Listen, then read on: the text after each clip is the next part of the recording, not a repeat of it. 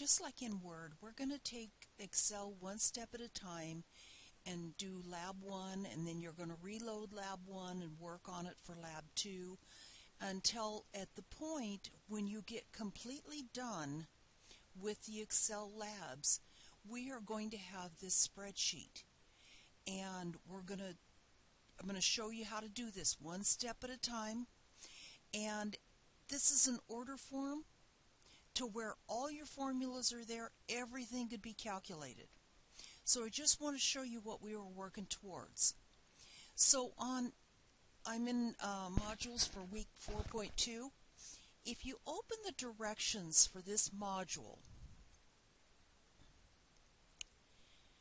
and unfortunately I didn't open these before I got started, but these directions, as you scroll down, just like in Word, we have a picture of what it should look like when you're done. So for the first step, we're just going to put in the headers, we're going to put in numbering, we're going to put in the labels. So we're going to take it just one step at a time. So what I want to do is I want to drag this over to one side. Okay, and I'm going to snap my screens. Okay, and then I'm going to increase this to where I can actually see what is on this page. I don't know if I'm going to... There. And then I'm going to open up a blank Excel file. A new Excel file in a blank workbook. And I'm going to snap that to the other side of the screen.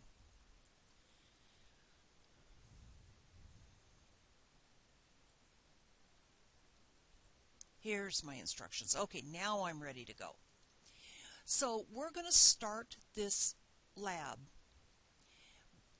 And when you take a look at your instructions, what I mean by artistic liberties, you don't have to use the same name. If you see here, we use the name of the school when you get down farther.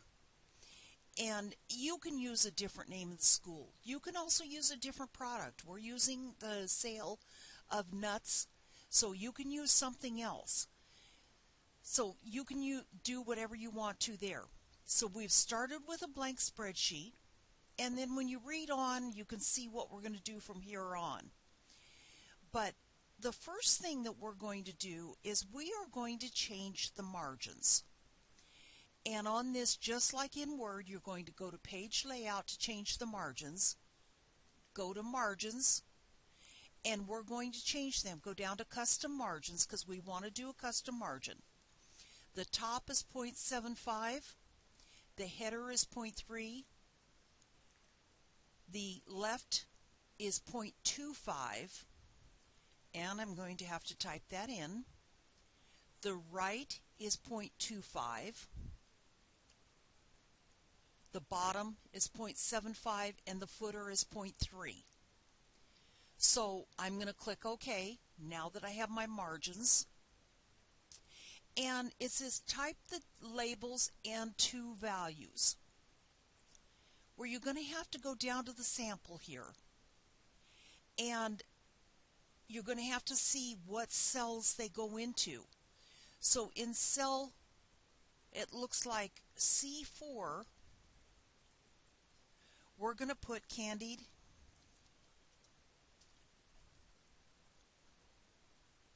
Once again, as you're probably used to, my typing is not so good. And roasted, seasoned nuts. Okay, now in cell E5, looks like E5, we have 1 pound bags. And then in E6, price per bag. Now in H6, and I'm going to go right over here to H6, we have $10. Now, that we're going to go on here. And all the way down, in B1, B10, we're going to have name and phone number. And in C10, and please don't worry about these are going to overlap. Apple pie, almonds.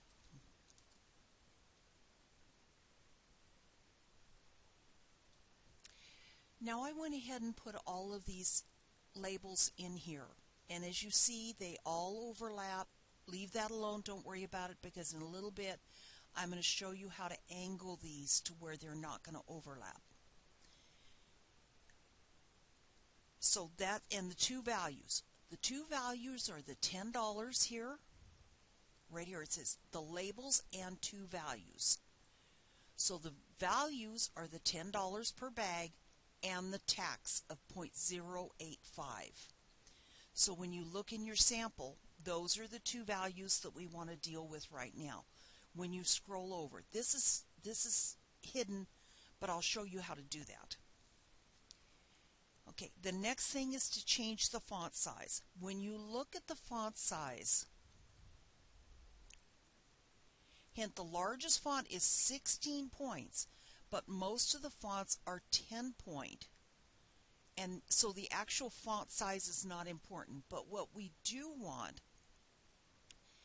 we want you to have the candied and roasted seasoned nuts, or whatever you decide to make it do. I'm going to go to the Home tab, and I'm going to increase it so that it is larger, so it stands out. And then you can make all of these others whatever size you want to do. I've got them at 11 point. If you want them to be 10, go ahead and do it. You can now change the font style. There are certain of these that you can tell are bold. Oh, I did miss something here. When you go down to the bottom of the page, make sure that you include all of this in row 26. I'm sorry, row 28. When you look at row 28, there is also, it says total packages here. That is in B28. Now I purposefully have left the numbers off here because I want to show you that in a different video.